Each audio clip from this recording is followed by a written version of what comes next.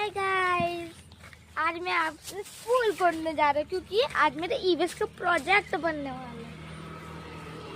ये देखिए, हमने इतने सारे फ्लावर्स ले चुके हैं।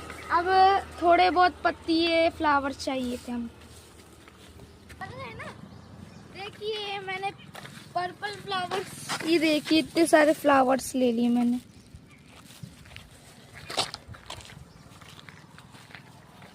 अभी हम अपने दूसरे फ्लावर दिखाने वाले।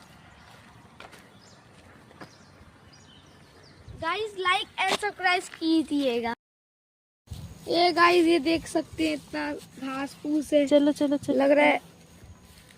ये देखिए एक और फ्लावर तोड़ लिया हमने, ये वाइट फ्लावर अभी भी अपने पन्नी में डाल दिया।